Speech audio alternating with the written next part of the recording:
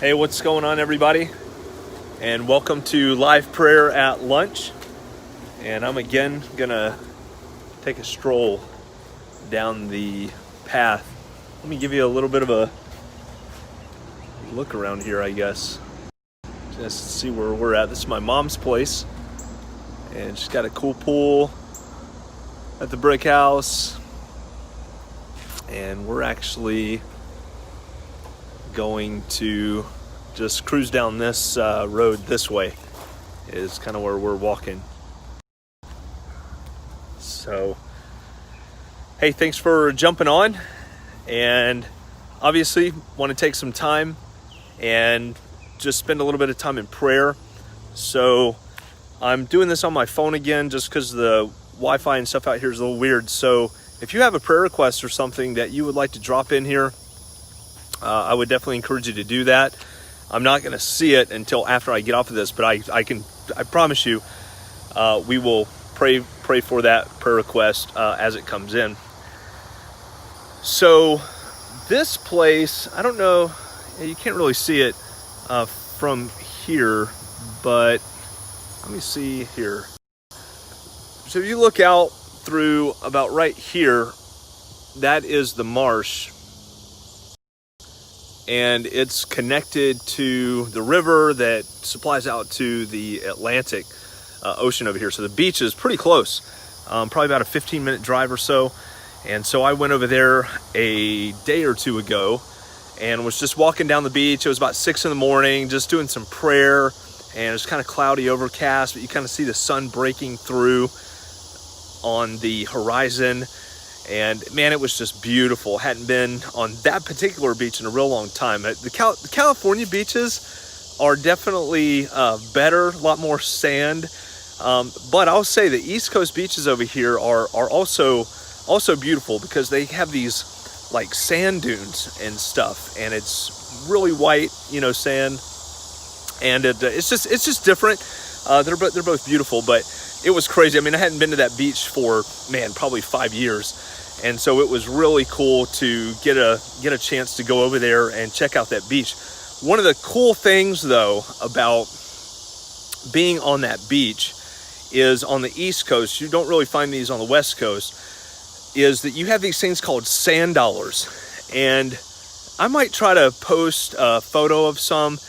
What we used to do as kids is we would walk down the beach. And so if you were to go about ankle deep water, and you could just kind of, push your foot, back and forth like this, and you could dig down into the sand, right? The sand is going to displace around your foot. You're going to push down a little bit, and I don't know, probably like an inch or two under, you have these creatures, and they're called sand dollars.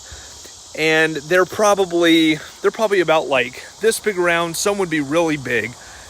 And they have these just probably tens of thousands of like little cilia on the bottom, I guess is how they would burrow down.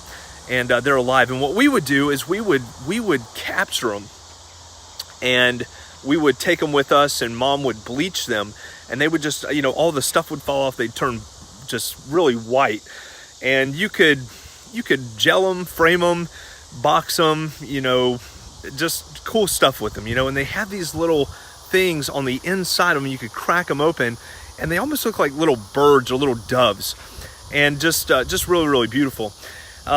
What does this have to do with prayer, right? You just giving us a sea creature lesson? No.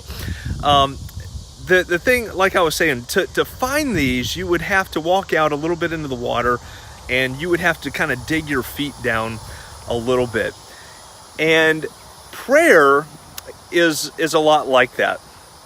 Sometimes we are praying for something, and if we're not careful, we will think that is only what we're praying for. And I've told our people this as we've talked about prayer and tried to, again, pursue this core value of ask it, because at some point you can be praying for something. You can just kind of get tired of praying for something.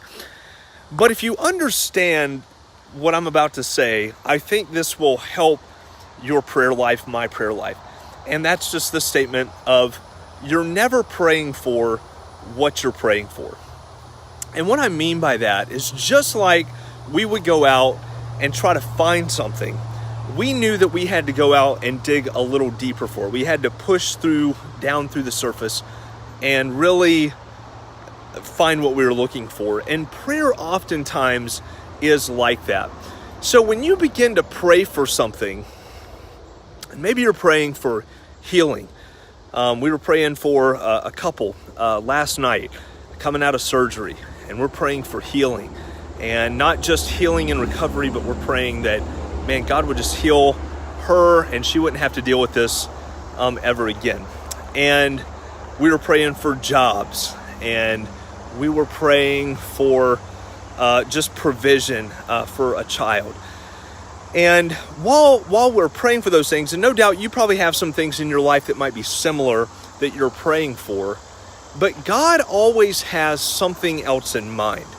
He always has the spiritual in mind. He always has something a little beneath the surface. So what God oftentimes, what God oftentimes will do is He'll allow us to begin praying for some physical need or some physical ailment or some physical concern. And we think that's what we're praying for.